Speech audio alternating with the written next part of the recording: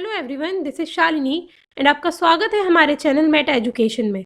इससे पहले वाले वीडियोस में हमने 1 to 10 तक का जो सीटेट 2019 का दिसंबर का पेपर था, पेपर 2, उसके क्वेश्चन को कवर किया है सीडीपी के। इस वीडियो में हम उसके आगे के क्वेश्चंस को कवर करेंगे।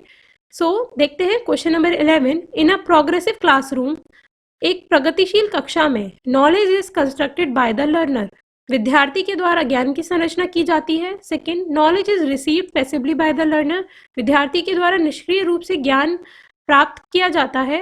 Third, knowledge is reproduced by the learners as it is, विद्यार्थी के द्वारा ज्ञान को उसी रूप में दोहराया जाता है।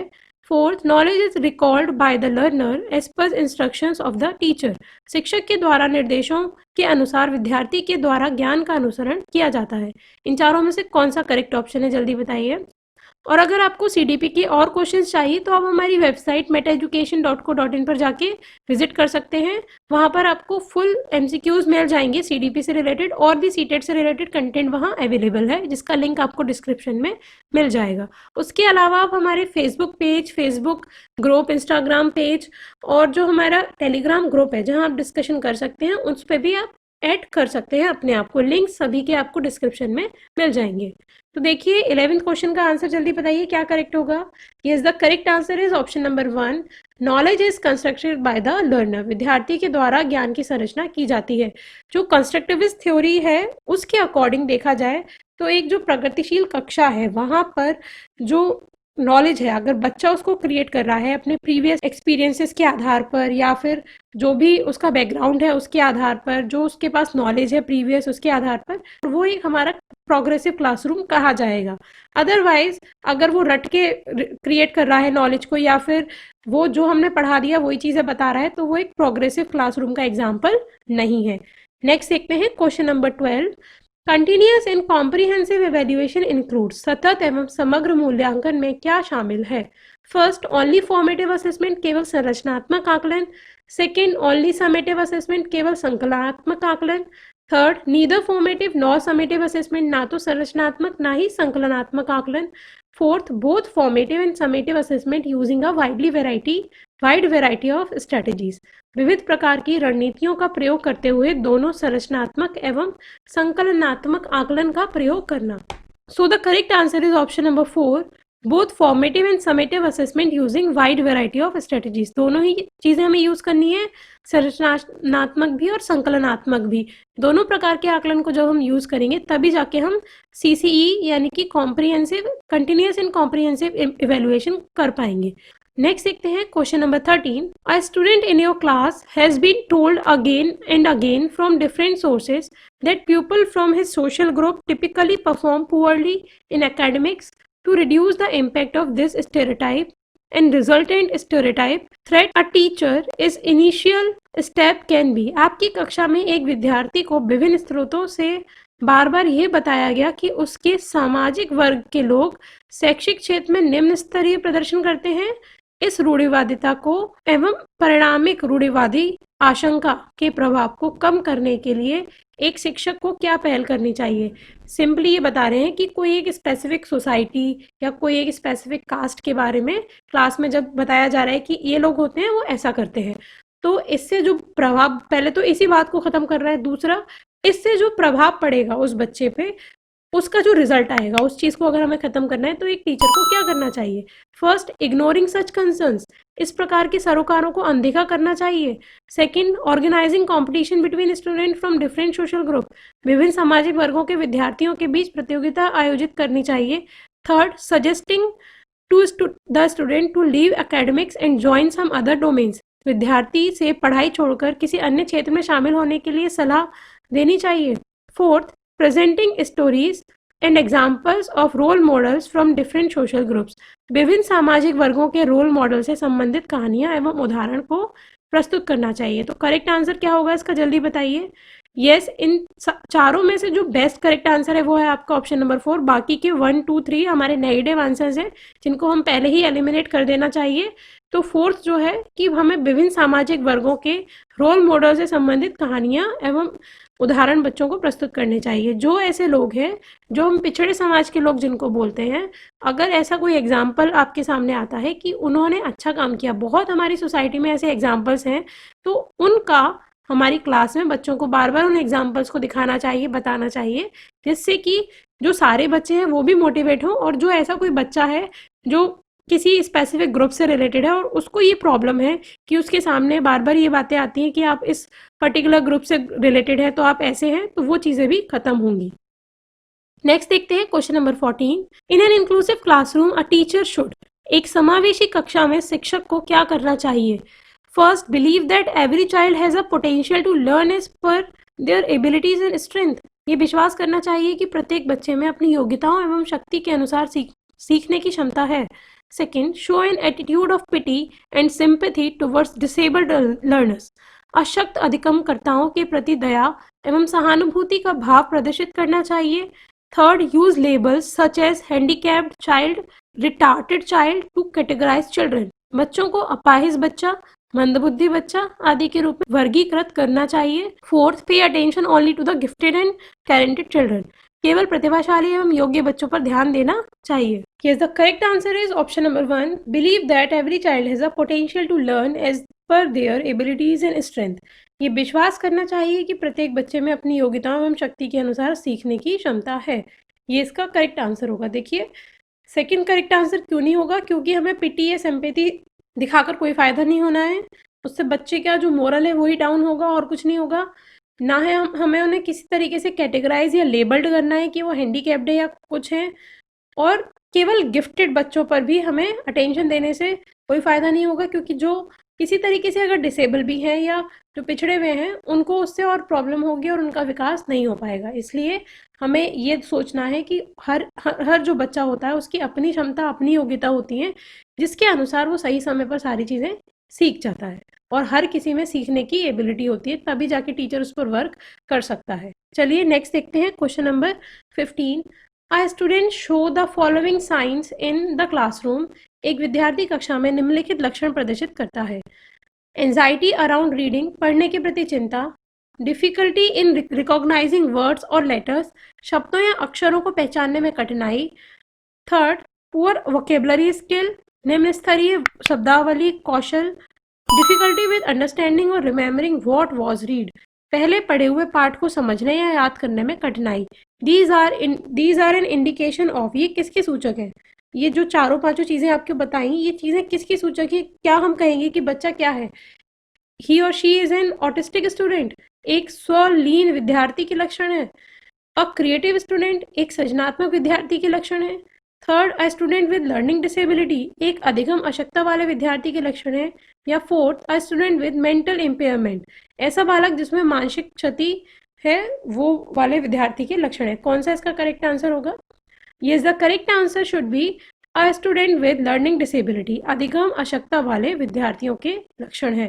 देखिए, यहाँ पर हम उसे ऑटिस्टिक नहीं कहेंगे, हम उसे जो ADHD है वो नहीं कहेंगे, पर जो ऊपर कैरेक्टरिस्टिक दे रखे हैं उससे अभी कोई चीज़ क्लियर नहीं हो रही है।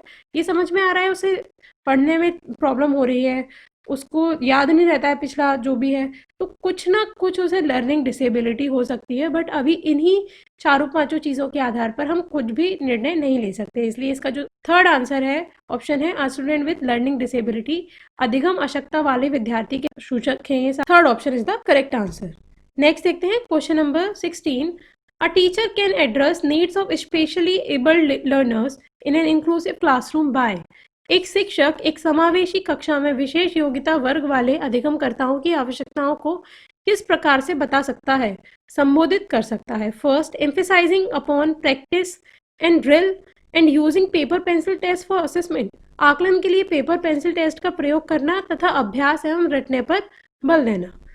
Second, following uniform ways of instructing the students, विद्यार्थी को निर्देश देने के लिए एक रूप तरीकों का प्रयोग करना। Third, giving a lot of written homework and stressing on copying of answers from other bright students, अत्यधिक लिखित गृह कार्य देना तथा उत्तरों को अन्य प्रतिभाशाली विद्यार्थियों से नकल करने पर दबाव डालना। Fourth, developing specific learning objectives based on an analysis of each students learning strengths and weaknesses, प्रत्येक विद्यार्थी के अधिगम से सशक्त पक्षों एवं कमजोरियों के विश्लेषण के आधार पर विशिष्ट अधिगम उद्देश्यों को विकसित करना। ये क्वेश्चन नंबर 16 है। इसका आंसर आपको जल्दी बताना है कि क्या होगा। यहाँ क्वेश्चन फिर से रिपीट कर रहे हैं। अ teacher can address needs of specially abled learners in an inclusive classroom, कि एक शिक्षक जो है समावेशी कक्षा में कैसे स्पेशल जो बच्चे हैं उनकी नीड्स को पूरा कर पाए। तो इसका आंसर बताइए क्या होगा। Yes, the correct answer is option number 4. Developing specific learning objectives based on analysis of each student's learning strength and weakness. प्रत्येक विद्यार्थी के अधिगम के सशक्त पक्षों एवं कमजोरियों के विश्लेषण के आधार पर विशिष्ट अधिगम उद्देश्यों को विकसित करना। उसे पता करना चाहिए कि हर एक बच्चे की जो भी स्पेसिफिक नीड्स है वो क्या हैं, नीड एनालिसिस करना चाहिए एंड उसके बाद में उनकी स्ट्रेंथ एंड वीकनेसेस के आधार पर जो भी लर्निंग ऑब्जेक्टिव्स हैं वो क्रिएट करने चाहिए। नेक्स्ट देखते हैं question number 17। A teacher can encourage creative learners in her classroom by. एक शिक्षिका अपनी कक्षा में सृजनात्मक विद्यार्थियों को किस प्रकार से प्रोत्साहित कर सकती है। फर्स्ट, एम्फेसाइजिंग कन्वर्जेंट थिंकिंग, अपसारी चिंतन पर बल देकर। सेकेंड, डिस्करेजिंग डाइवर्जेंट थिंकिंग, अभिसारी चिंतन को हतोत्साहित करके। Third, encouraging multiple perspectives and appreciating original ideas, अनेक परिप्रेक्ष्यों को हतोत्साहित करके तथा मूल विचारों को महत्व देकर। Fourth, discouraging the students from taking risk and undertaking challenges, विद्यार्थियों को जोखिम लेने एवं चुनौतियों का सामना करने से हतोत्साहित करके। कौन सा करेक्ट आंसर होगा जल्दी बताइए। हमें क्या करना है, इनकरेज करना है क्रिएटिव लर्नर्स को in the classroom. Yes, so correct answer should be option number 3, encouraging multiple perspective and appreciating original ideas, अनेक परिप्रेक्ष्यों को प्रोत्साहित करके तथा मूल विचारों को महत्व देकर। देखिए पहला वाला जो ऑप्शन है अगर वो होता एम्फेसाइजिंग कन्वर्जेंट थिंकिंग की बजाय एम्फेसाइजिंग डाइवर्जेंट थिंकिंग तो हमारा करेक्ट हो सकता था। ठीक है, सेकंड जो है डिस्करेजिंग डाइवर्जेंट थिंकिंग तो हमारा इसका अगर इसका अपोजिट होता, अगर होता इंकरेजिंग डाइवर्जेंट थिंकिंग तो हमारा ऑप्शन जो है वो करेक्ट हो सकता था। बट यहाँ दोनों ऑप्शन ऊपर के गलत हैं एंड लास्ट वाला भी गलत है कि डिस्करेज करना उनको रिस्क लेने से। जब तक बच्चा रिस्क नहीं लेगा तब तक कैसे सीखेगा कि सही क्या है गलत क्या है। तो इसलिए रिस्क फैक्टर लेने देना चाहिए, तभी बच्चे में थोड़ा कॉन्फिडेंस आता है। तो इसलिए जो करेक्ट ऑप्शन है उसका होगा option number 3, encouraging multiple perspectives and appreciating original ideas. Next देखते हैं question number 18। Which of the following factors support meaningful learning in the classroom? निम्नलिखित में से कौन सा कारक कक्षा में सार्थक अधिगम का पक्ष लेता है।